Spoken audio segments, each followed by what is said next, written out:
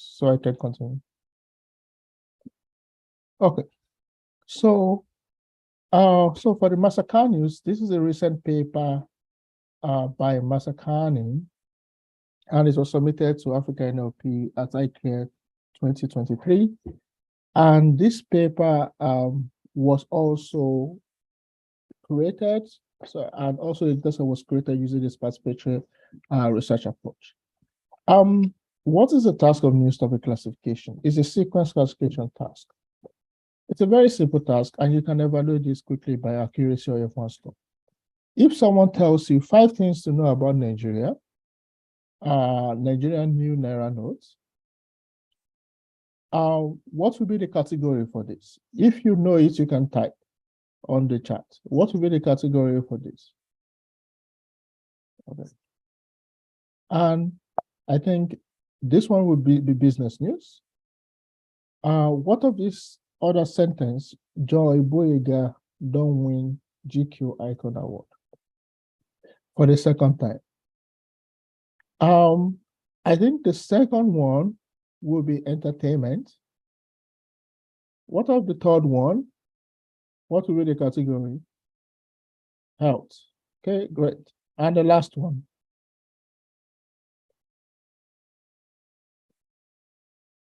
Okay, excellent. Sports. So I know some people are following. So we have sport news, and we can do this categorization just looking at the headline. But the question is that, can we build a model using a combination of this self-supervised pre-training and with few examples, can we build a powerful model to do news topic classification for African languages?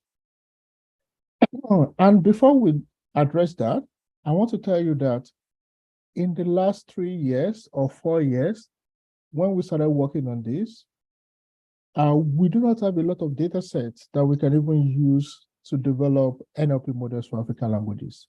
If you look back towards 2019, you find out that we only have few data sets, like WikiNN, CMU Wilderness. And this data set, for example, NER was automatically annotated, created, and CMU Wilderness was also not created from the scratch. The data set that were available were either in people's computers or you have to pay for them. So, but this is what we have done at Masakani. We have created several data sets. So, and there are even more, but I just listed some, like we have created for name basis recognition, for part of speech, for news topic classification, for machine translation, for sentiment analysis, for text to speech, and so on. Then the question is that what happened between 2019 and 2023? I can identify like 3 interesting initiatives that really encourage the creation of data set. The first one is Zindi ML competition. Some of you might be aware of this, and where they want to organize machine learning competition across Africa. And one of the ways to encourage people to participate is also to release their data set so that they can create this ML competition. And this also encourages some people to release some of the data set, for example, parallel translation data set they have on their computer. We have the African NLP workshop that started in 2020, organized by Masakani. And most of the artifacts of the workshop is that people create a new data set that can be used for NLP to create NLP models for African languages, and so on. And we also have some funding initiative like AI for D, supported by GIZ in Germany, IGS in Canada, Lacuna Fund supported by different organizations like Rockefeller Foundation, Google, and so on. So this has really helped to create more data sets that we can now use for to develop NLP models for African languages. So if you're coming into NLP in 2023, you are so blessed because you have so many data sets. So you have like at least six data sets. If you search very well on the internet, you might even have up to 10 tasks that you can now benchmark on and start your research without having to create a new data set. And one of the organizations driving this is Masakani, a grassroots NLP community for Africans and by Africans. And we pioneer like this participatory research. We have over 1,900 members on Slack, and it's a very active community. And the very first data set we created was name-based recognition data set. And after that, we have created other data sets that we now use for NLP research. So, but today we'll focus on massacre news. First, let's talk about the languages that are covered in our data set, the data source and the annotation. Then we go over to the baseline models and results. And then we finish off with zero-shot and few-shot approaches, where we can use the more recent approaches to do news topic classification. Okay, so why do we need to create massacre news? Yes, we do have previous data sets. For example, in 2020, recently, we created Hausa VOA and Yoruba BBC news topic classification. And this is only based on news headline. But even for Hausa and Yoruba, they have different label configuration. Yoruba has like, I think 7 categories, Hausa has like 5. So we also have another data set called Kin News and Q News. This is for Kirundi and Kinyarwanda languages. Again, these two data sets created by the same author, they have different label configuration. Another one is Amharic news topic classification, which was semi-automatically annotated. First, they look at the categories of news on, I think, Voice of America, and they group the data set like that.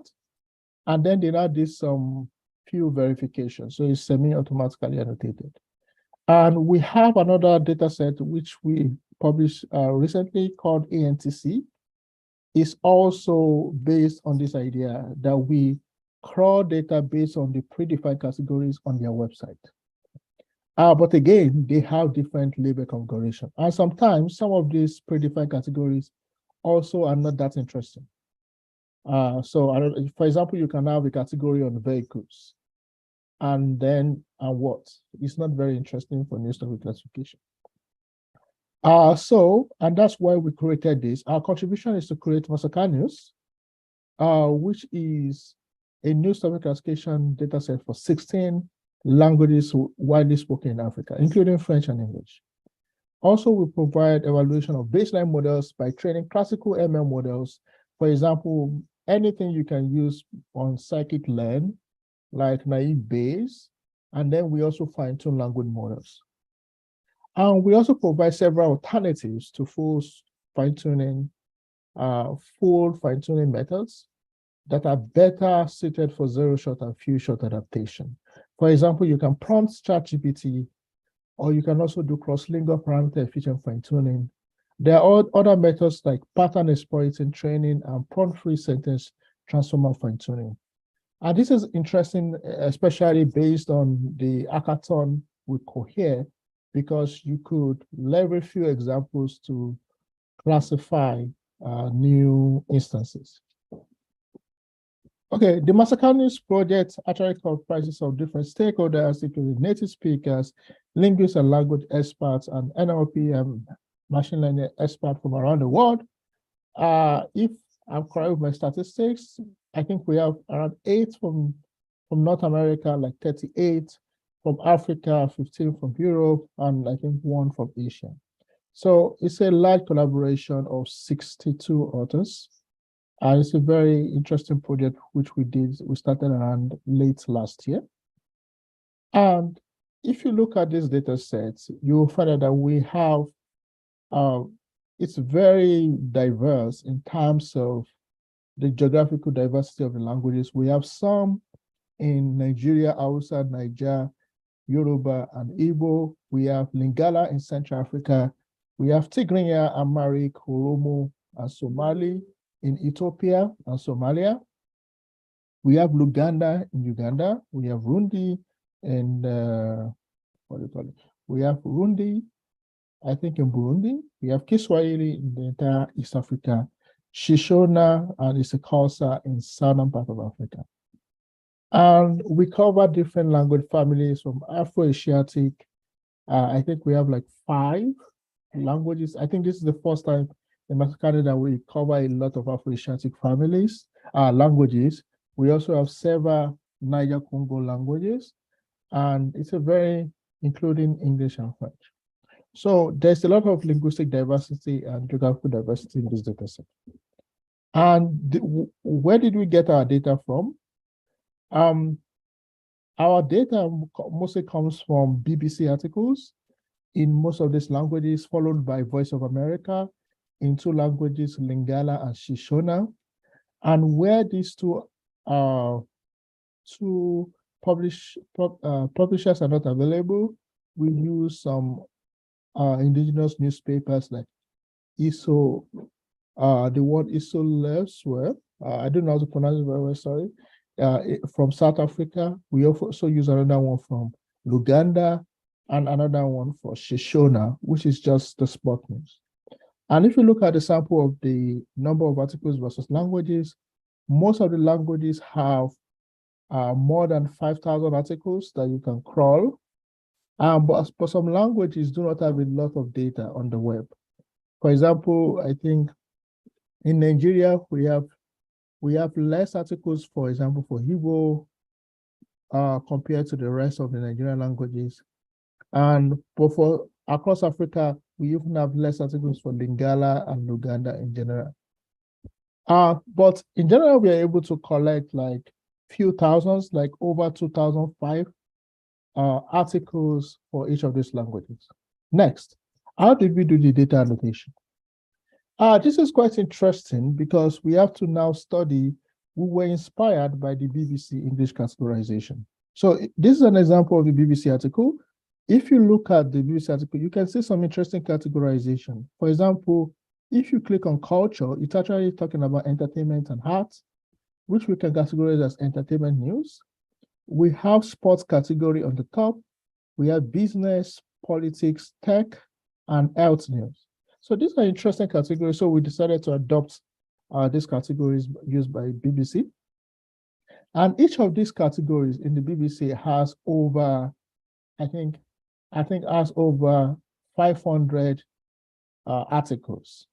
So we crawl them, and our target will be to have a minimum of 3,000 articles per language. But while we're doing some initial annotation, we decided to add religion because we found out that a lot of articles were categorized as religion. So we decided to add this because in Africa, it's also very prevalent. So Mastercard, we adopt what is called active learning for data annotation. The idea is that we first recruited volunteers from Mastercard that annotated close to 3,000 sentences. And our intention is to have a minimum of 2 annotators per language, but we find it difficult for Luganda and Kirundi because the second annotators dropped or were not able to finish on time. So we adopted this approach. We first manually label around 200 examples. After that, which we call DL, then we train a classifier based on Afro-HMR, which I'm going to explain later, a procedural language model. We train a classifier on these 200 examples. Sometimes they are predefined as categorization by these news articles, so we also use them for training wherever they are available. Then we did automatic labeling of the next 3,000 sentences or 3,000 articles. And after that, we combine it with the manual label, and then we did what is called verification. So we send it back to the same annotation tool, and we ask our annotators to verify what is the quality. And our final data set is this DV. And then the verification is done on this platform, which is an internal annotation tool from UCL. And as you can see, you can go through this, basically try to label articles based on the news headline. And if you're not able to give the right answer because of that, you can show more context so that it gives you the rest of the article and you can label appropriately. So the automatic labeling really helps to speed up the annotation because you can just now verify what has been labeled. And then we do some quality check. And if you see, Basically, we measure what is the inter-agreement score between the annotators. And usually in the literature, if you have an Flex Kappa score of greater than 0.4, I think this is great. And for all the languages, we have more than 0.55. So which shows that we had very good quality annotation. But you can only compute this for languages where you have minimum of 2 annotators. So for languages that have 1, we skip the evaluation. Our final data set is this, which comprises, I think, over 16 languages. And most of the languages cover 4 topics. And every language covers at least health, politics, and sports. This is the prevalent topic across all languages. And some other languages will have other categories like technology or business. Some will have maybe religion instead as an additional category. But for some languages, we're only able to put 3. And it was a bit difficult. So for Lingala, we had to try to resolve the conflict between the annotators to try to find more articles for these languages. Because our idea is to have minimum of 72 articles per category in each language. And when that is difficult, we decided to resolve the conflict for Lingala. For Chishona, it was a bit difficult. So we decided to collect sport news from another news website that has a lot of sport news, and we added it to our data set. And again, we did some manual verification to ensure that all the articles we crawled are from the sport news.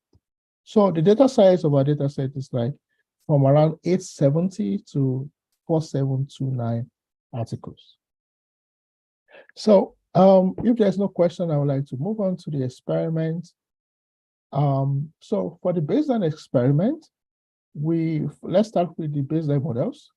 For the baseline models, we make use of classical machine learning methods like naive Bayes, XGBoost, a simple multi-layer perceptron. And all these are based on scikit-learn, which is a very handy tool that you can use, and it's very simple to implement. Then we also fine-tune pre-trained language models like XLMR and REMBET.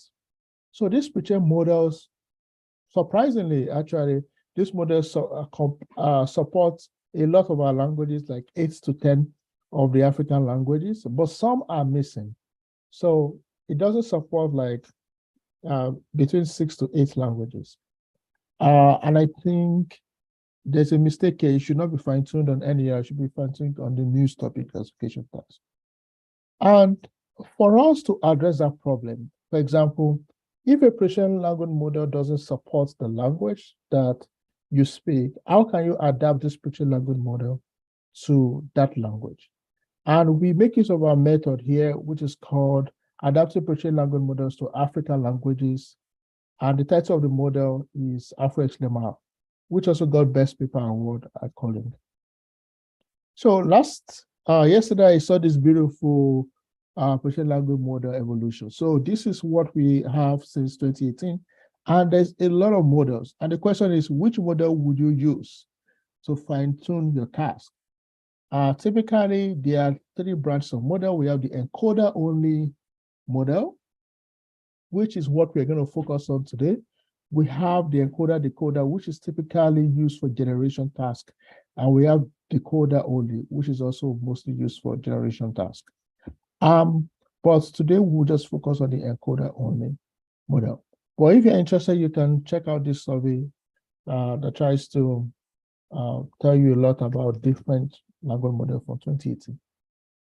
So back to my point, what is the challenge of adapting pre-trained language model to new languages that are unseen during pre-training?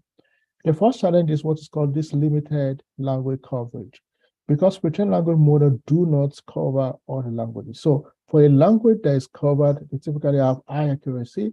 For languages that are not covered, they have lower performance. And this is due to what is called cost of multilinguality.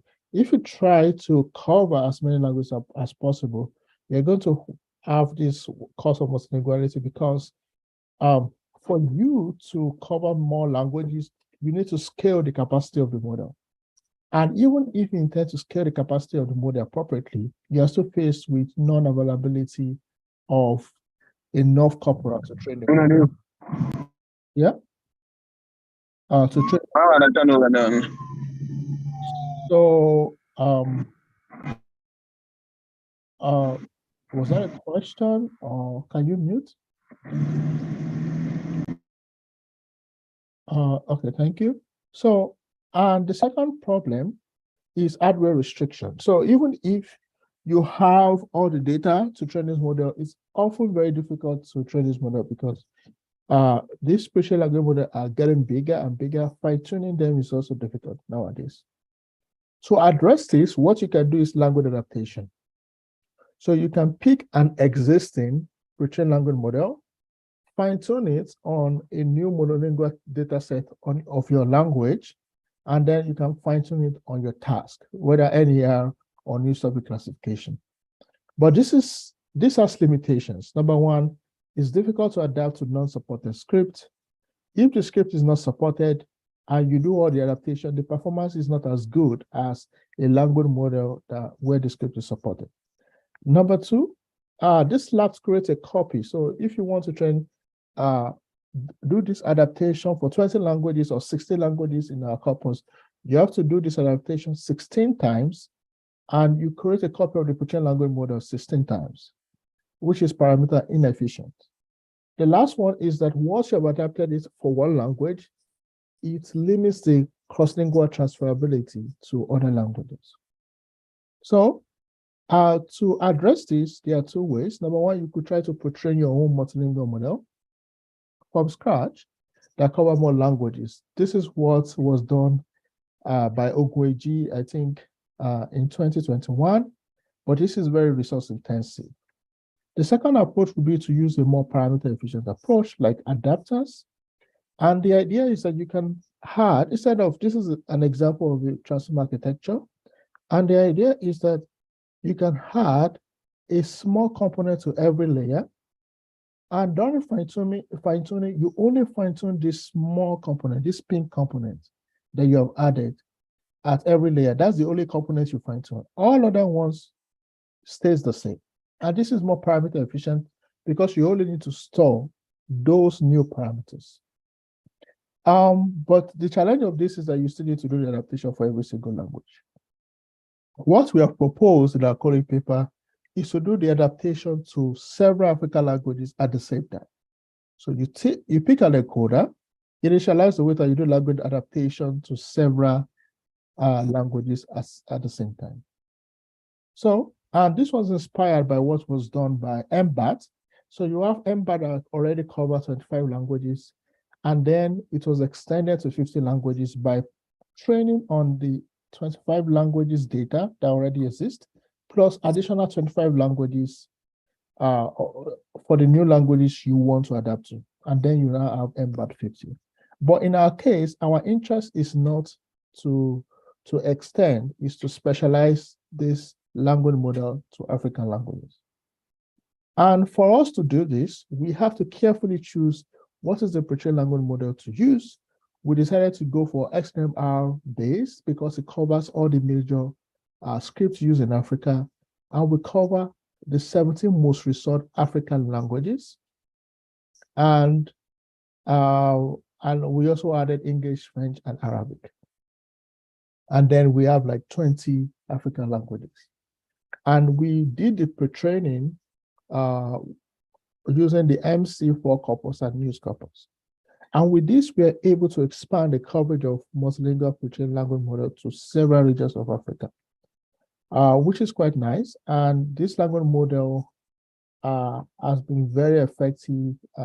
And I would say that it's one of the best now to fine-tune on African languages. So let's go through the baseline results to see how this language model performs. So the first one is that we can compare this naive base, which is what you can, a very traditional way of doing things. And if we compare it to XMR large, which is the big XMR model, you will see there's a significant improvement of pre-trained language model over naive base. So which shows that, I think, except for Corsa, which is quite interesting, that naive Bayes sometimes still do better for at least some languages. Then if you compare this to more Africa-centric language models, like the solid green bar, AfriBeta large, AfroXMR base, and AfroXMR large, what you can see is that the two versions of our model that we proposed, that I just showed you, had like a more impressive performance across all the languages. Even looking at the average, there's a significant improvement in performance if you use our newly adapted model. And on the news topic classification is the best, AfroXMR large.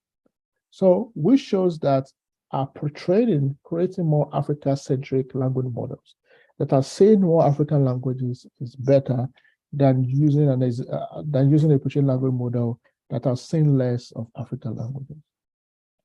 Okay. The second thing is that what should we use for what do you call it, for training the news topic classification? For human, if you just look at the headline, it's enough for you to detect what is the category of this news article. But is it the same for news topic classification models? So if you take the traditional machine learning models like multilingual perceptron, naive Bayes, and XGBoost, you will find out that if you use only the headline, the performance is very low. And if you use headline plus the text of the article, you can get a huge improvement in performance, huge one. So that shows that these traditional machine learning methods require more context of the article to be able to give the right prediction. But the interesting thing is that with the pre-trained language models, like AfroXMR large and Bayes and large, you can see that even with only the headline, they gave very impressive results, even better than the traditional machine learning. So that means even if you have very small information about the article, they're able to predict accurately the headline, the category of this news article. Yeah, this is the last point, if there are no questions. The last point is zero shot and few shot adaptation. And how can we do news topic classification if we have no data at all, and if you have just few examples? Okay. In the zero shot setting, the idea is that there is no labeled examples. So one thing you can do, you can leverage predictions from large language model like ChatGPT, or you could also leverage data set from a more resource language, and you can do what is called cross-lingual transfer. If you don't have the data in Yoruba and you have in Hausa, how can you leverage the data in Hausa to improve the news topic classification in Yoruba? The second approach would be few shot approaches where you have few examples. For example, you can have 5 examples per category. And this is very easy to create. 5 examples for business news, 5 examples for sport news, and then you can easily classify your data set. You can easily run predictions for your data set. But for this method to be highly effective, there are other methods that have been built around it. For example, like pattern exploiting training, PET, sentence transformer fine-tuning, set fit, and Cohere multilingual embedding API. So, for example, we are faced with this problem. First, I want you to understand that language models have been trained to predict the next word given the context. That is how they were being trained. They just generate the next word. And the question is that, can we use this to solve the discriminative task like text classification? And the answer is yes. You have an example here. You have like 5 examples for business news, 5 examples for entertainment news, 5 examples for health news. How can you do the classification using ChatGPT? You can prompt it. For example, this is an example of a prompt. This is the prompt text. Is this a piece of news regarding business, entertainment, health, politics, religion, sports, or technology? That is the prompt text. This is the headline, and this is the text. So you can take the headline from here and pick the text from here, and then do the classification. For example, we have an example for Tinubu deny, say in one context, 23 presidency. So that is the headline, and this is the text. And if you combine that and you ask ChatGPT, it's going to tell, yes, this piece of news is regarding politics. Very simple approach. It's something you can try now, and it works. So this is very important because this is the format that you can now you kind of construct your discriminative task to be like an input and output task. So you have an input, and the language model gives you a completion. And the completion here is, yes, this is a piece of news regarding politics. Okay? But the question is that how can you convert this completion to a category? Okay? And for you to do this, we will need what is called a verbalizer. The completion of the language model can be a single word. It can tell you just sports news. It can say this piece of news is regarding sports. Sometimes it can give you even more elaborate explanation.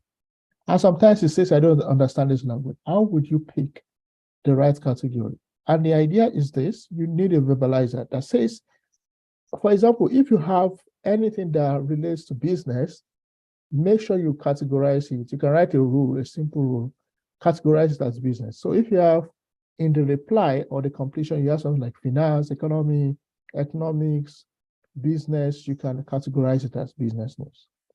For example, if you have anything that has to do with music in the reply, instead of saying this text is about entertainment, it says this text is about music. You can convert both of them to entertainment. And you need a verbalizer, which is a dictionary that says if you see this kind of words in the completion, convert it to this category. Another approach to do few shot classification, zero shot classification is MADX. This is very effective for zero shot classification.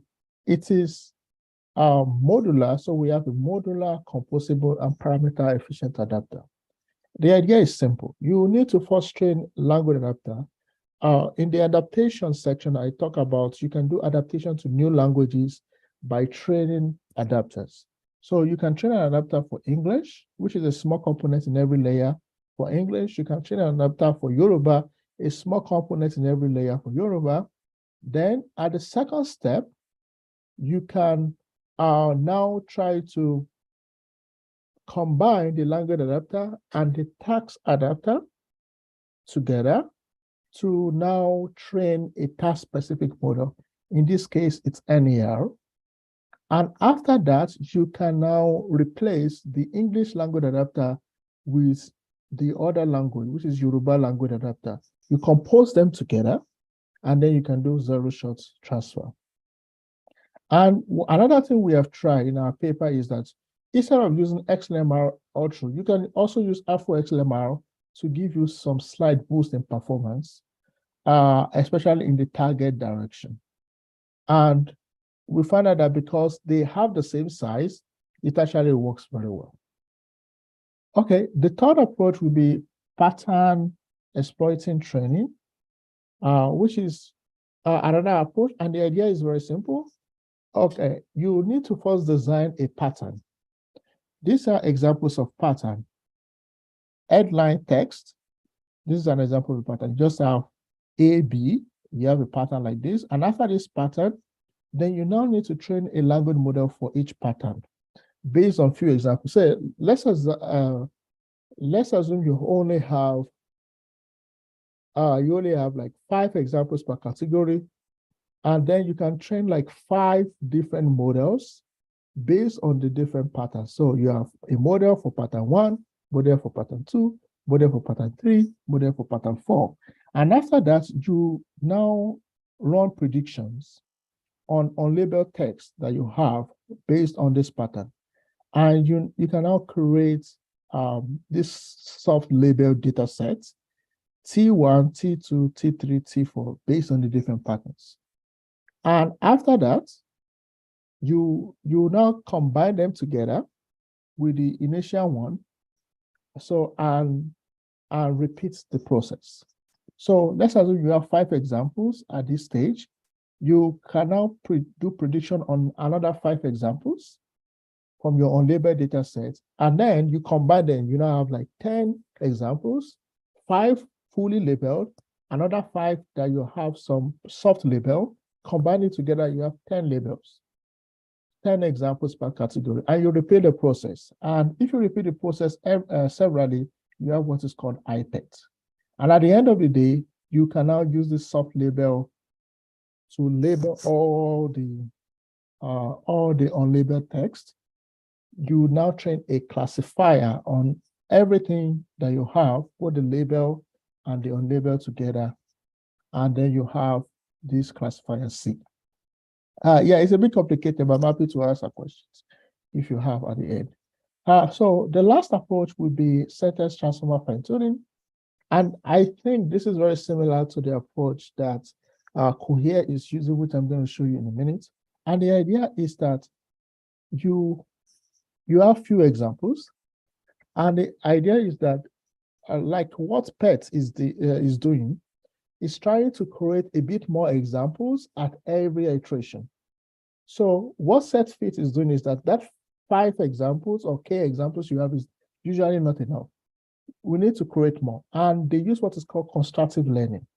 And the idea is that if you have like 5 examples per category, you can do constructive learning and pick, like, for example, you can combine, you can pick maybe 2 examples, 2 examples from the same class, and as a positive example, and then you can pick 2 examples from different classes as a negative example, and you do what is called constructive learning.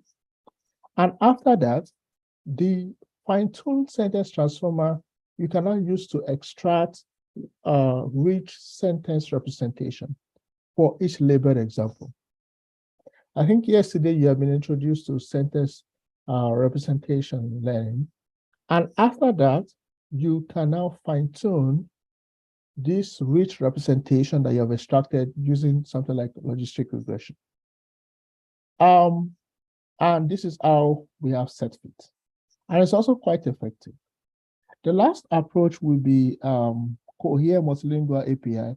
So this will be a bit difficult to explain, so I've created a video, if you can see.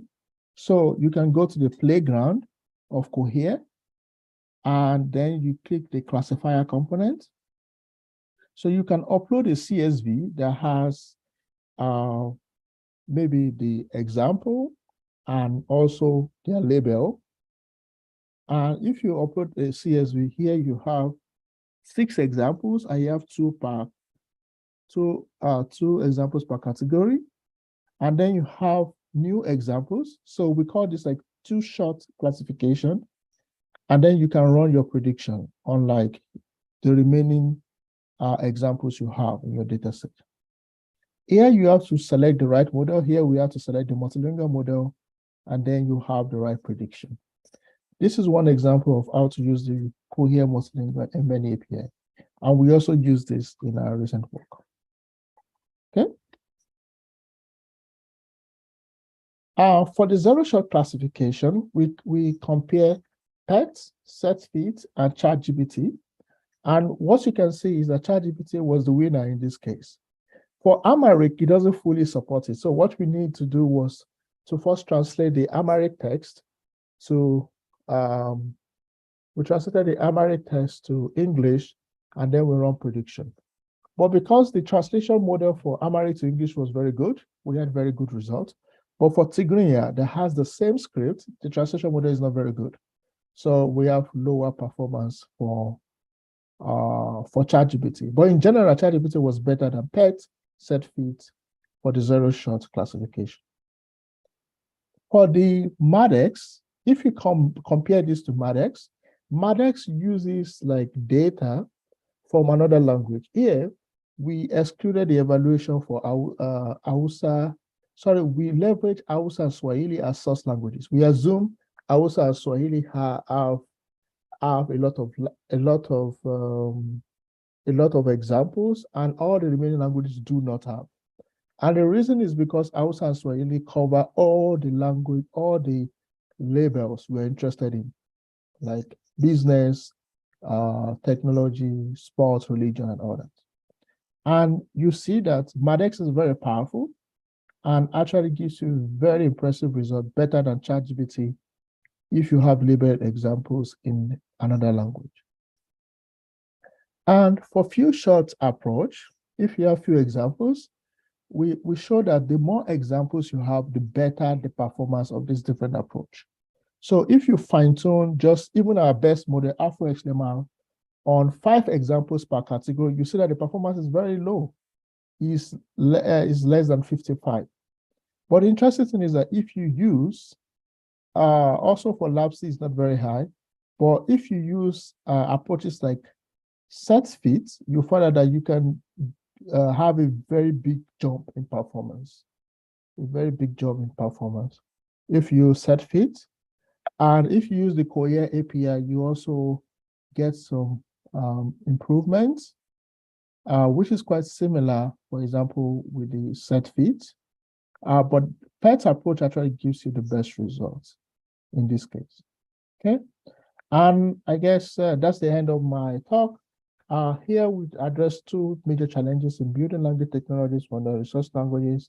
One is lack of data sets and limited coverage of African languages in multilingual representation models.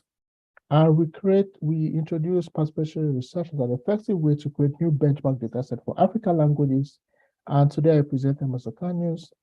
And also we provide different baseline results and several alternatives to full fine-tuning methods that are better suited for zero-shot and few-shot setting. Yeah, thank you.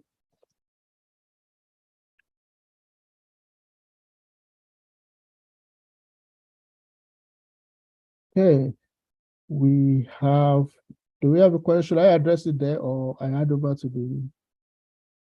So again, thank you very much, David. This was a very interesting and well-detailed presentation and interesting work as well. So yeah, we have a question in the chat. I think you can take it. I believe the question is for you. It's from Just Joba Alabi. Okay. Thanks for the great talk. There are still over 1,000 African languages not covered by these datasets and pre-trained models. What is the way forward? Yeah, so that's a great question. The way forward is also a research question. How do we address this non-representation? One thing is that I still believe we cannot get data for all these languages. But what we can do is that how can we benefit from related languages, for example? So there's some languages that are very close to each other. So if you have one of the languages has a lot of data, you can leverage what is called transferability again to do very well. Another thing is that you could use this approach like MADEX. The good thing with approaches like parameter efficient approaches like MADEX is that they do not require a lot of unlabeled text to actually create a language component or language adapter for that particular language. If you're able to get like 1 MB of data for that new language, which is hard, but there are some corpus that you can easily get 1 MB. For example, if there's a Bible in that Bible corpus in that language, for example, you might already have 1 MB of data. And if I'm not mistaken, we have up to 1,000 languages in Africa that have like the Bible. Maybe it's not Bible, it can be Quran in that language, it can be any other text in that language. So even if it's just 1 MB of data, you might be able to do good adaptation for that language. Yeah. Any other question? Thank you.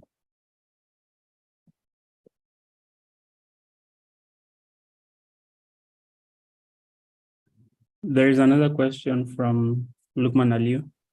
It says, what is the most documented African language? Can it be transferred to the least covered ones?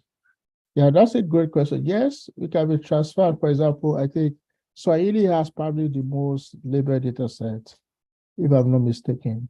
So you can use Swahili to adapt, but it's not all languages that Swahili adapt very well to. Yeah, so you maybe Hausa will be better in some other languages, and Yoruba maybe for some other languages. So you also have to find what is the best language to transfer from. Awesome. Thanks for that.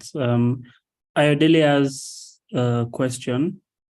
She says, thanks, David, for the presentation. Now that we know from your research that classical ML's performance are not as good as pre-trained models, e.g. Afro XML, would you still advise we explore these classical ML approaches? Yeah, that's a great question. And the answer is yes. In some cases, if you look at some of the results, you see that the performance is not as good as this special language model, but the thing is that they require less number of parameters. So here, even on your CPU, you can easily create this scikit-learn model, and you have like 85% on average. So if you do not have any GPU resources, you do not have any budget to spend on hosting this model, this like classical ML methods can still be useful. But I think it will be ideal that you provide them with more context. That's why we have this experiment. Don't just do classification with headline, provide them with the entire article, then they can have a more reasonable result. The second approach is that you can use smaller versions of this model. We have AfroXMR base, but we also have a smaller one, which is called AfroXMR small, which might also give you something better than these ML methods, and without using a lot of compute resources. I skipped that in my presentation, but you can also find it in our Colink paper. Yeah. Yes. Do we plan to create this? That's a great question. If someone is interested in leading that, good. Personally, I'm not sure if I have this plan, but if other people in the community are interested, yes, they can go ahead. We'll provide the support they need. And this is actually true because I was doing some prompting yesterday, and I found out that there was an article that talks about Elon Musk doing business on Twitter, and actually, ChatGPT is saying this is both business news and technology news, which is correct. But if we run the classification, our method is just going to say that this is incorrect. So I think it's important.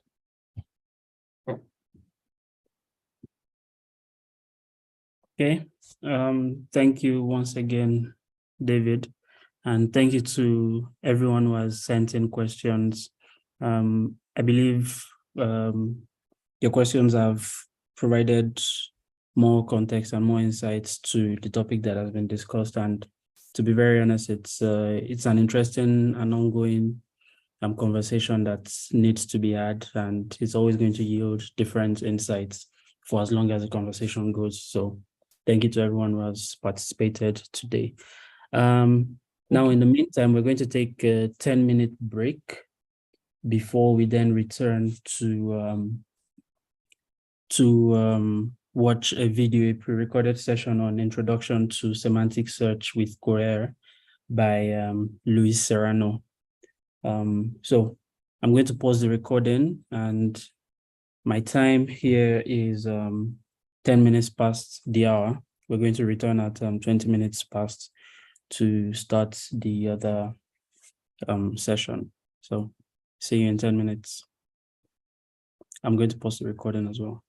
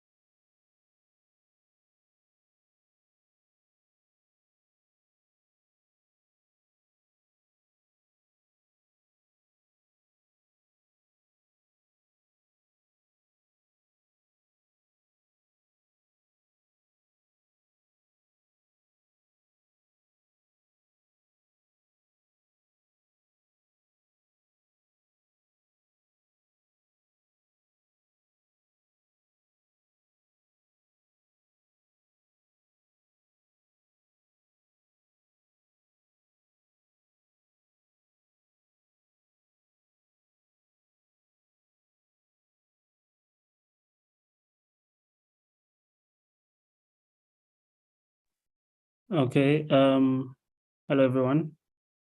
Welcome back. I'm going to start the intro to semantic search video in a moment. And I'm also going to resume the recording for that. So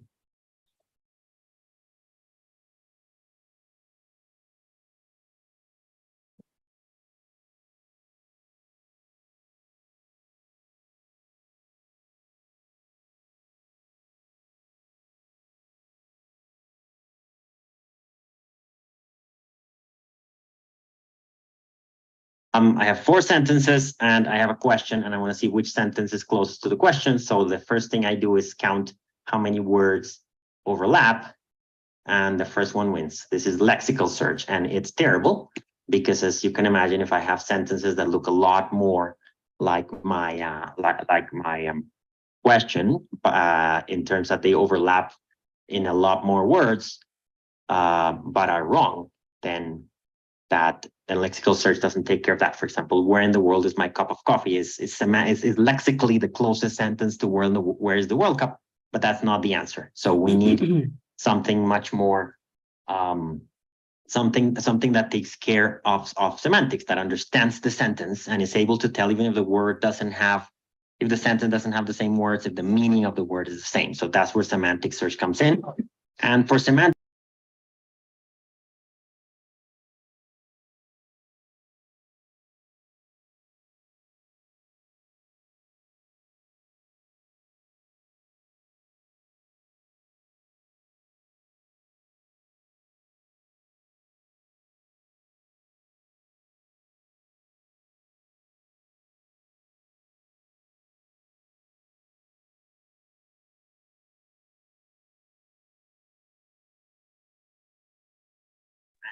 lexical process.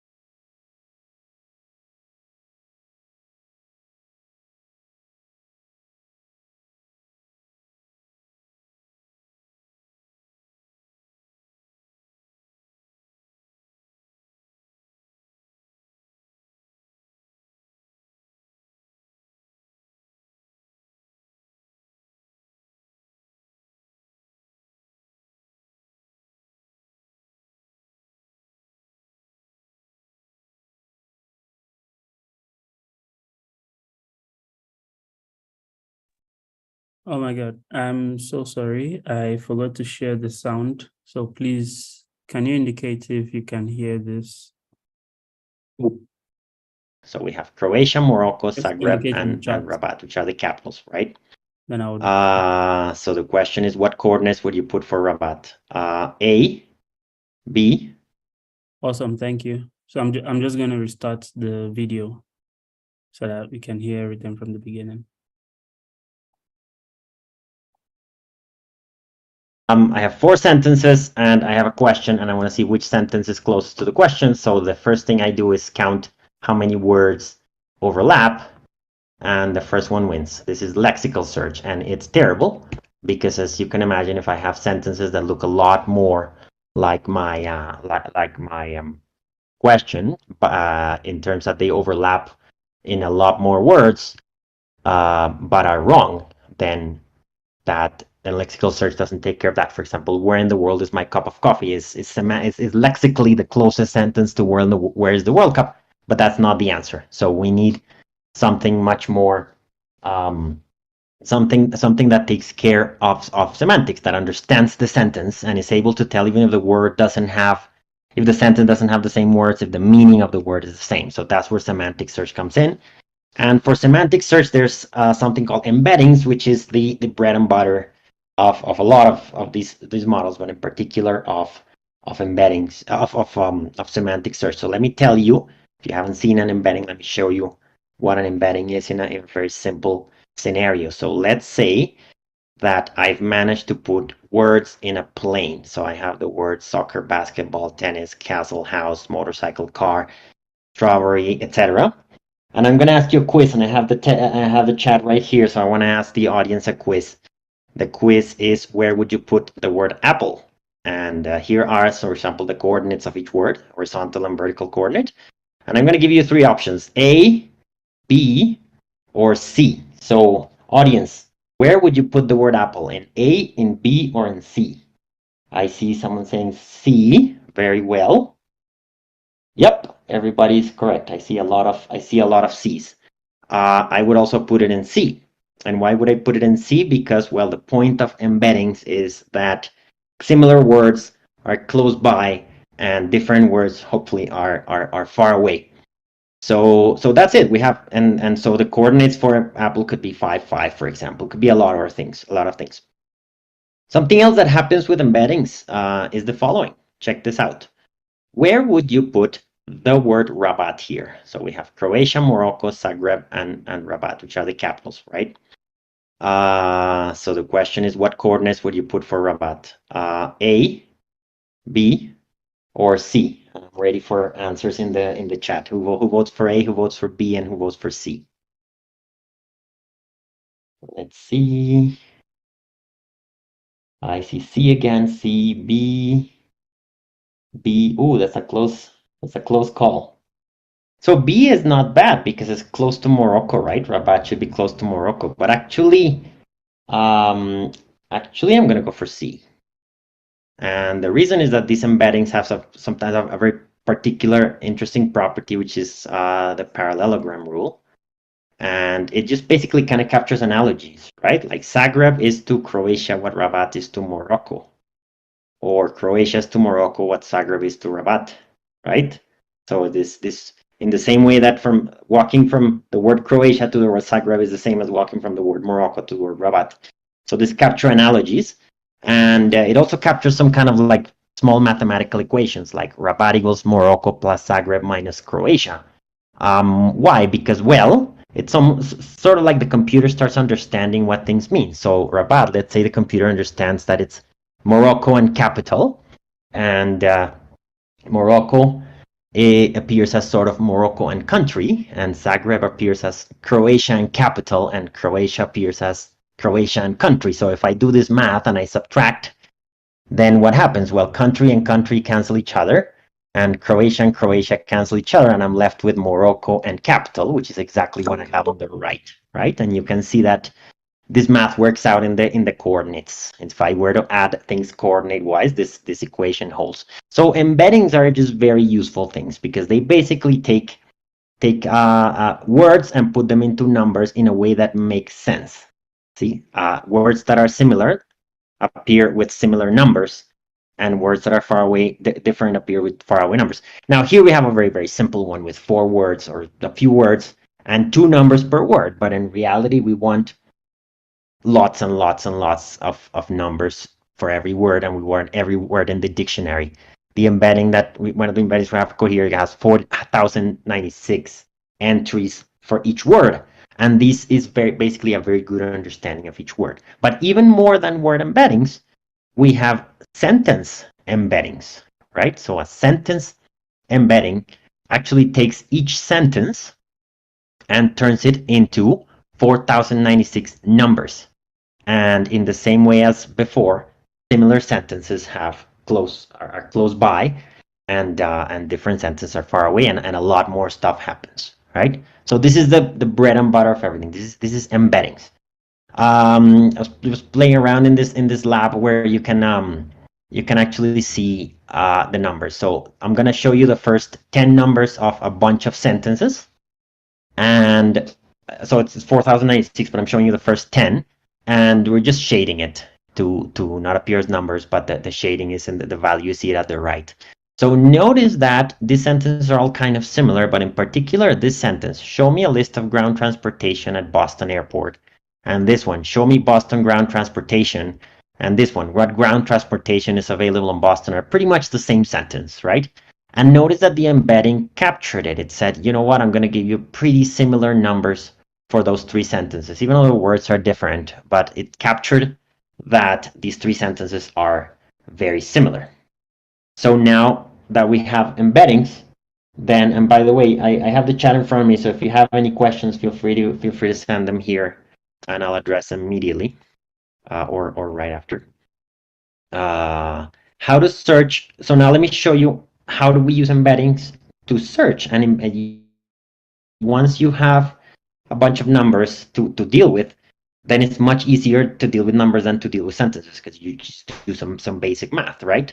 So the way to do it is nearest neighbors. So let's say that we have our embedding. I'm gonna put it as two-dimensional. So I'm gonna pretend that it's two numbers per sentence, when in reality there's 4,096. But let's, in order to visualize it, let's do two. And so let's say these are all your sentences. And now you have a question, a query. The query is, where is the World Cup? So you locate this sentence in the embedding, and then you simply just find which one is the closest sentence, the closest answer to that query. So see, having an embedding makes searching really, really easy, because then you get, the World Cup is in Qatar. Of course, there's difficulties and there's many things, many technicalities that happen, and Nils will tell you more about it in his talk. But just I'm going to show you a small example. I was playing with the notebook, and I put these 8 sentences here. And so there's 4 questions and 4 answers. And these are the 4 answers. The bear lives in the wood, the World Cup's in Qatar, the sky is blue, and an apple is a fruit. And let's do a basic search. The search is, where is the World Cup? And what happened is that the embedding put it right here. And so that's the answer. And just to show you that the 8 sentences appeared here in the embedding, and you can see that each question, the closest thing to each question is its own answer. So I hope if there's any questions, feel free. All right, so now let me tell you a bit about similarity. So similarity is actually something that comes out of embeddings pretty easily, and actually it's a number that tells us if 2 sentences are similar or not. So here are my 8 sentences, and I have calculated the similarity for each 2 and put it in this table. So you see, like, light colors are close to 1 and dark colors are closer to 0. So as you can see, each word obviously has a similarity of 1 with itself, each sentence, and the answer tends to be close to the sentence. So for example, what color is the sky? And the sky is blue, have a similarity of somewhere around 0.7. And that means they're close in the embedding, right? And if I look at what color is the sky and an apple is a fruit, then it's close to 0. That similarity is probably not 0, but something very small. So that tells us that our embedding is something like this. And now let me tell you how to get similarity from an embedding. Okay, so the way to get similarity from there's many ways to do it. You can look at distance, because we're talking about high dimensional spaces, where you can do, like, Pythagorean distance or taxi cab distance, anything you want. But we're actually going to use one that's pretty useful, which is cosine distance. So cosine similarity works exactly how you would imagine. We're going to look at the angle. We're going to say that the World Cup is in Qatar has a large similarity with where is the World Cup, because they're very similar. And where is the World Cup is far from the sky is blue, so they have small similarity. And so how do we find a large number between two close ones and a small number between the ones far away? Well, let's look at the angles, right? This angle between 2 close ones is a very small number, and this angle between 2 that are far away is a large number. And so we have to turn large number into small, and vice versa. We're going to use the cosine. So this is the similarity between the World Cup is in Qatar and where is the World Cup. is going to be cosine of the angle, and the similarity between where the World Cup and the sky is blue is cosine of the other angle. And why? The reason is because cosine is like this, and for a very small number, the cosine is a large number, whereas from a larger number, the cosine is pretty small. Let me know if there's any questions about that. I see some questions. Would Jacquard similarity work? Yes, I think probably Jacquard similarity will work. That's related to the dot product. That is also related to the angle. Some questions like, how will it treat the similarity between the sentences "the man bit the dog" and "the dog bit the man"? So yeah, that's something that if it's a good embedding, it will take care of it, right? A very simple embedding will probably not know the difference, but a good embedding that takes care of sequentiality, embedding that actually looks at the sentence's meaning and not just the words in it. So if in a good embedding, like you would see a difference between "the man bit the dog" and "the dog bit the man." It would have them far away, right? But for example, it would have "the man bit the dog" very close to the man. Sorry, "the dog bit the man" very close to "the man was bit by the dog," right? Yeah. Any other questions? Okay. Yes, I will say, does the word order in a sentence affect embeddings? Yeah, a good embedding definitely captures word order in a sentence. So some basic models already do, like a recurrent neural network already captures the order of the words. So an embedding using that uses context, that uses transformers and attention will definitely capture the order of the words. So just some things, some openers for the next talk. Yeah, the nearest neighbors is a pretty good algorithm, but it's actually not that fast if you just do it by itself, right? Like if I want to find what is the closest thing, the closest sentence to "where is the World Cup," I would have to calculate pretty much all the distances with every other sentence in the space. This take time, and I actually would have to calculate all the distances between all the sentences. So if I had, this is a square, right? If I had 8 sentences, it's 8 square distances, and if I had a k 1000 sentences, a million, and in general is n squared. We don't want to do this. We don't want to be calculating n squared distances, especially if the number of sentences is humongous. And so therefore there are some solutions to this. One is inverted file index, which is in some way you cluster them, you group them around, and you have idea of what's neighbor, what things are close to one, so you sort of only look there. Another one is hierarchical navigable small worlds, which is, you have a huge set of sentences. Instead, you take just a few of them and find neighbors there. Then you add some more, and you have sort of a hierarchy of data sets, and that sort of gives you an idea of how to search faster. So I'm gonna tell you, I'm gonna tell you a little bit about what the embedding means in a multilingual search model. So the way it is I made some sentences, and I hope my French is good. My Spanish is definitely, I'm sure about that one, but I'm sort of 80 to 90% sure that those are my correct in French. But I use the Cohere embed model to actually embed them, not the regular model, but the multilingual model. The regular model will have them far away, but the multilingual model actually does this. It puts them pretty close, and the bear sentences are here, the soccer ones are here, the apple ones are here, and the sky is blue ones are here. So as you can see, the bread and butter of the multilingual model is that it not only sends similar sentences to points that are close, but it sends similar sentences in a bunch of different languages to points that are close. And that's one of the amazing things about the multilingual model.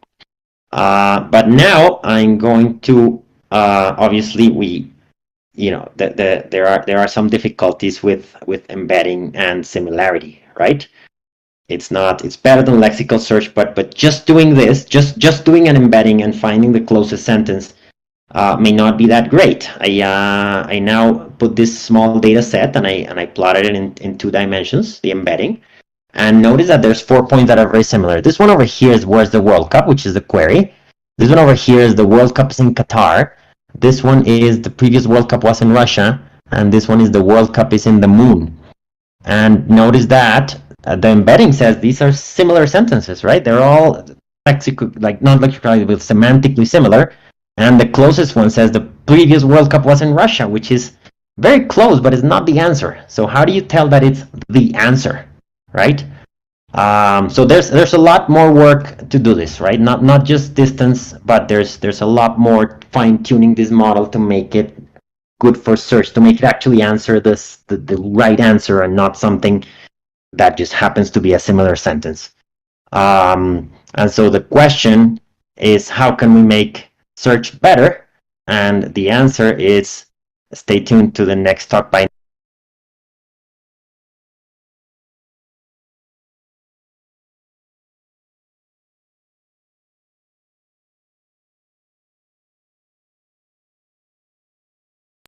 Okay, so we take another 5-minute break and then we'll play the other video, which is introduction to Cohere's multilingual model by Niels Reimers, who's the director of machine learning at Cohere.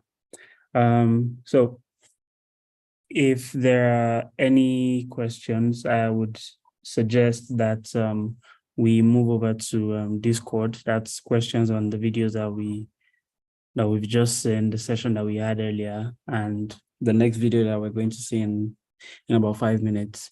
We can head on over to the Discord channel and ask our questions there. And I'm very sure that myself or anyone who's available will be able to attend to those questions over there. But we'll give it another 5 minutes and then we play the second pre-recording, which is going to be our last session for today. See you in 5 minutes.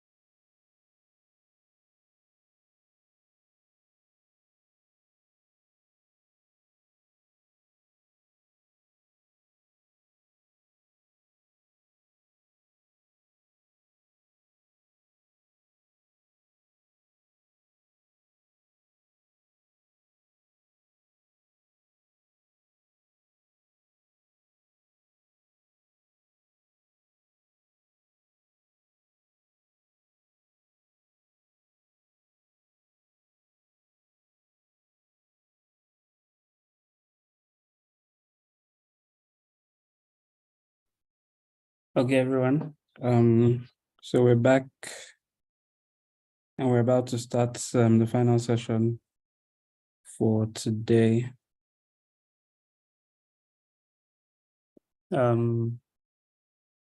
Introduction to Cohere's multilingual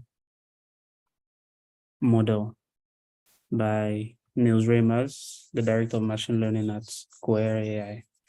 So, okay, wait, hold on. Let's not make the same mistake I made the last time. Okay, I'm sharing the sound this time. Good. We're good to go. I wanted to do a bit deeper dive on multilingual and why multilingual semantic search is so much cooler than lexical search. First of all, it gives you actually useful search results, but also in terms of development, it's so much easier. It's like 10 times, 100 times easier to do multilingual semantic search than multilingual lexical search. So first mentioned, lexical search is terrible. Sadly, everywhere you find lexical search. So if you go on Wikipedia, which is an amazing website, really big, really popular, but still search function on Wikipedia is terrible. So if I search for what is the capital of the United States on Wikipedia, first entry is about capital punishment in the United States because it contains the word capital. The United States is the States is. So on a lexical level, as Lewis said, it's great, but from a user perspective, it's totally disappointing. So in fact, Washington DC is not retrieved from the first site, so it's not among the top 20 results. And you have to click through to actually find the right page you're looking for. And if you don't know that Washington DC is the capital of the United States, how would you know which article you should read to get this information? Probably you don't want to read about capital punishment if you search for this, but yeah, how do you find it then? And what's even worse than lexical search is multilingual lexical search. It's like one of the most painful things you can develop as an engineer because the process really, really challenging. So in English, so how does lexical search work? In English, you take the English text, you tokenize it on white spaces. You look at like all the spaces, and then you separate this into like 3 tokens: multilingual, lexical, and search. Then to deal with like plurals, you apply a stemmer. So you reduce it to like some word stem. And because lexical search has issues with stop words like is, the, and so on, you remove stop words. The issue is that tokenization on white spaces works for English, but it does not work for Chinese. So if you have a Chinese text, you cannot tokenize on white spaces. Also, stemming in other languages is like really different, and stop words in Chinese are completely different than stop words in English. So the actual architecture looks a lot more like this. So you have a document, you run some language identification where you try to identify, is it English, is it Spanish, is it Chinese? And then for each language, you have like an individual pipeline where you first tokenize. So you have some tokenizer for English, some tokenizer for Spanish, some tokenizer for Chinese. Then you need to stem it to reduce, like remove plurals and endings, like exciting to remove the ending. And then you have to run like some stop words. And you have to pipe it to like individual indices. So you have an index with all your English documents, you have an index in your, for example, Elasticsearch with all your Spanish documents, and an index for all the Chinese documents. And the more and more languages you have, if you have like 10, 20, 100 languages on your platform, in your system, you have like hundreds of these pipelines which you all need to take care of and manage.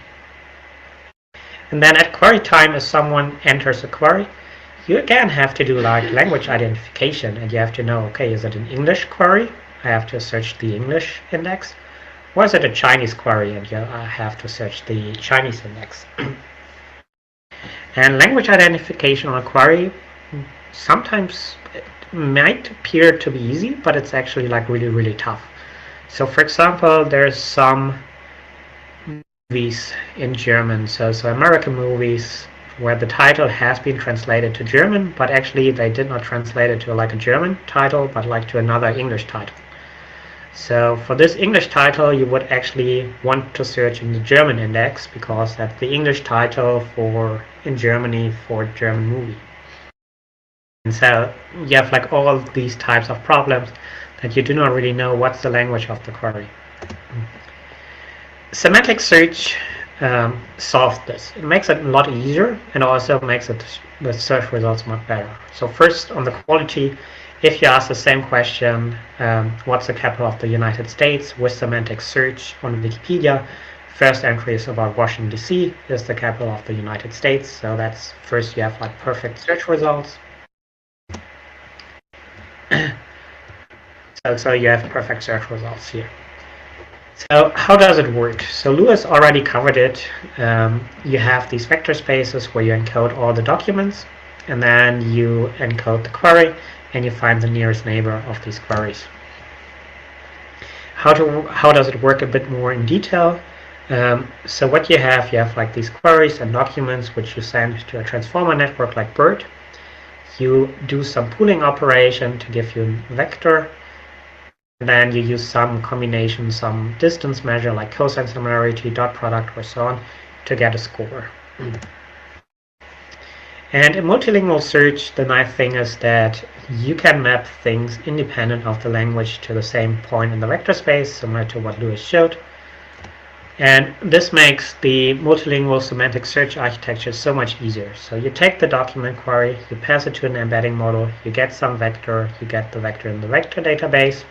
That's all you need to do. It works for 100 and more languages. Doesn't matter if you pipe in like a Chinese text, French text, German text, Arabic text, Russian text. You don't have to care about what's the language. You don't have to do any tokenization. You don't have to do any stemming. Don't have to know what are stop words in China. You don't have like all these independent indices. You can pipe anything completely mixed in the same database, and you can search on it. And what's even more crazy for me is cross-lingual search.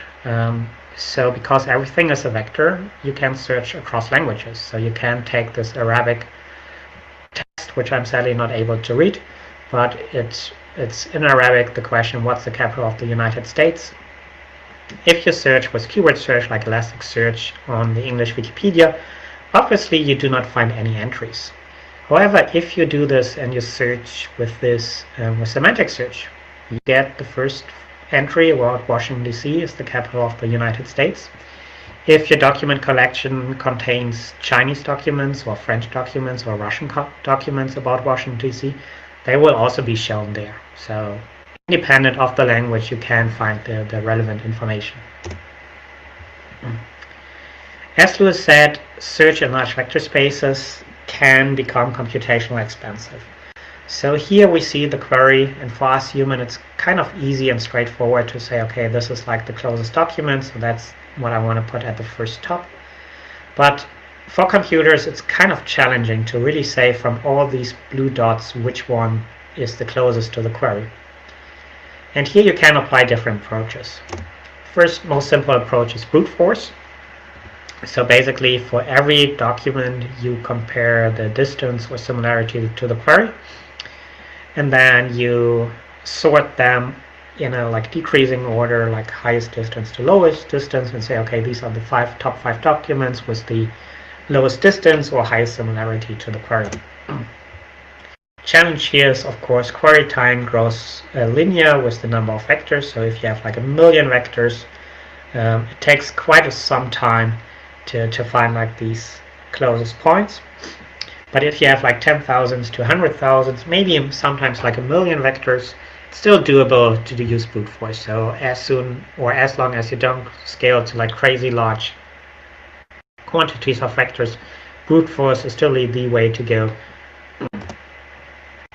Second option is to call IVF. Here the idea is you run clustering on the vector space, so you take all these vectors you have, you cluster them into cells, and then at query time you put the query into it, you check which cluster cell is the query, and then you look at the neighboring clusters and in the cluster itself to find the closest embeddings for this query. Third technology is HNSW, which is one of the most popular architectures, which is like a hierarchical graph. So in the first level and the top level, you put only really few embeddings, and you have like really long distances between the embeddings. And then at the query time, you first check in the first level of the query at the start point what's like the closest neighbor, and then you propagate to the next level. Here you pre-computed all the closest neighbors, and you can then navigate to like or check the neighbors of every point to see if they are closer to the start point. And then once you have found the closest point in this level that's closest to the query, to the starting point, you go to the next level and next level. So in the top level you have like really sparse vectors and you do big jumps, and the deeper you go in the graph, the more fine-grained the search gets. Luckily, you don't have to take care about this and implement this yourself. So for small data sets up to like 100,000 embeddings, use brute force with PyTorch or TensorFlow or NumPy. This is like a totally perfect solution, especially for a hackathon. If your data sets gets larger and larger, like 100,000 or a million or even more, there are like different libraries you can use, like Phase and HNSW implementing these methods. I can highly recommend to use HNSW, it's really nice. There are different open source vector databases like Milvus, Qdra, and VV8 that are easy to spin up and to use. There are managed solutions like Pinecone and also VV8, Milvus, Qdra, where you don't have to take care of the servers and where they run it on their server themselves. Interesting aspect in multilingual search is language bias. So language bias defines the preference of a certain language combination. So for example, if I search in Arabic, what's the capital of the United States? What languages should the results have? Do I prefer like Arabic results over other results? Do I prefer Arabic results over English results or Chinese results? What if there's a result in a different language that's better, but it's a different language? Should it be like higher in the rank or should it be lower in the rank? And this is like kind of like the language bias. So how much do I prefer my own language, the language of the query, compared to other languages? And depending on the model, you can have like a stronger language bias or weaker language bias. So for example, in the top left, we see a model with a really strong language bias where we have all Russian text in the left part of the vector space and English text in the right part of the vector space, while at the top down we see a model without a language bias where the text is like heavily mixed between the two languages. And there's a question, is language bias in an embedding model, is it good or bad? And sadly there's no good answer for that. So let's say you have a model with language bias, so if you search in Arabic, it will find documents of the same language in Arabic, for example, higher just because it's also in Arabic. But there might be better hits or answers in other languages. So maybe you are bilingual and there's another hit in English that's so much better for your search query. Sadly, because it's another language, it's ranked lower. So you could say, yeah, you want to have a model without language bias. However, if you have a model without language bias, which totally ignores the language of the query, you can get the following behavior of the model. So for example, you search for the word wedding, and you do it like in an image search setup, and you find like a picture like this, like a woman in a white dress and a man in a black suit, white skin, like the typical American, Western European picture of a wedding. If you search for wedding in Hindi, and the model does not know about the language, so it does not have like any bias in terms of the language. So here the Hindi word for wedding and the English word for wedding, it represents the same vector, and so it will fetch the same picture. So if you search in Hindi for wedding, you get the same picture. Even such, probably if you search in Hindi, you're more interested in wedding pictures from India. So how does a typical Indian wedding look like, which is not like a picture like this. Similar with things like who's the president. So if you ask this, you might want to have know about the US president. However, if you ask in French, qui est le président? So if you ask in French who's the president, you might be more interested in the French president and not in the US American president. So language filtering, that's a point probably Amr is going to talk about, that users have preference for certain languages. So for example, I can understand German and English. If I search something, give me any results in German and English, I'm totally fine and happy to read it. But if you show me results in Chinese, sadly not really able to read it. Sadly, machine translation in Chinese is not perfect yet. So one option, if you have a really mixed language corpus, where you have let's say you take all Wikipedia, or you have articles from Wikipedia across many languages. So one way how you can fix these preferences is you can run language identification on the documents. And then in the VectorDB, you can add a language tag. Say this is from the English Wikipedia, that's from the German Wikipedia, that's from the French Wikipedia. And then you can filter queries. You say, okay, this is my query. Show me only results in German and English, or show me results in Arabic and Chinese, or show me only results in French. So here you can do filtering based on the language preference you have for search results. And Amra will show more details in the next talk. So the Cohere multilingual embedding model can be accessed quite easily. So first you sign up with our website, you get an API key. So you post your API key here. Then you can define your text as mentioned, can be any language. The model supports more than 100 languages, so it will be tough to find a language that is not supported. You call co-embed, you say the model is multilingual, and then you get your embeddings. One important aspect which is confusing with embeddings, always confusing, here you have to use dot product if you compare two vectors. Don't use cosine similarity. So which metric to use always depends a bit on the model. Sometimes you have to use dot product, sometimes you have to use cosine similarity. Sometimes it doesn't matter and you can use both. But if you use the wrong metric to compare embeddings, performance extremely suffers. So if you use the multilingual model with cosine similarity, you will get really bad search results. And if you just do a switch and use dot product, which is also the more efficient method to compare vectors, you get way better results. So just to keep this in mind, if you follow some tutorials sadly show how to use cosine similarity. So really keep this in mind. Make sure you use dot product. If you have questions on this during the hackathon, reach out, ask on Discord, is this the right metric to compare two embeddings?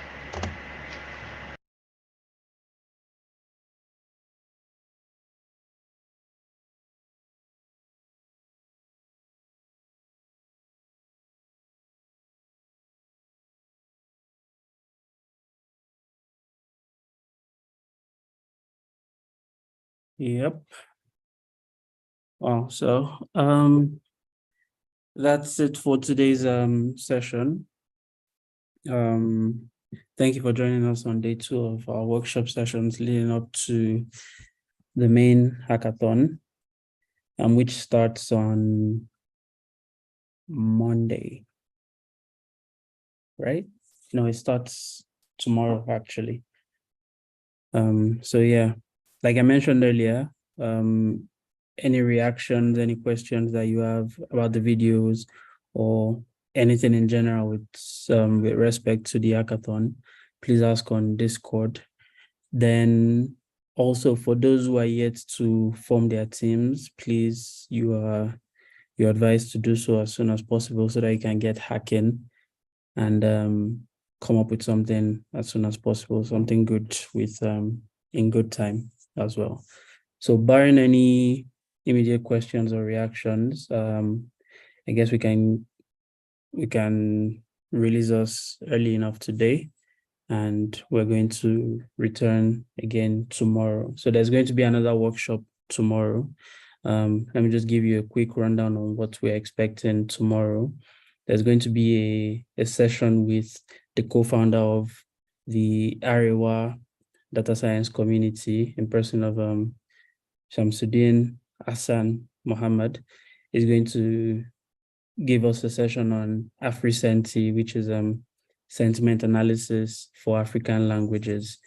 We're also going to have a proper introduction to Cohere's Playground. I'm very sure you must have seen references to the playground. Luis Serrano made a reference to it. He showed us a brief snippet on how to use it yesterday. David Lani also showed us how to, he showed us a part of during his presentation where he used Cohere's Playground API to run some classification tasks. So, but there's going to be a proper introduction to Cohere's Playground tomorrow. Then there's also going to be another session on how to add AI to your app.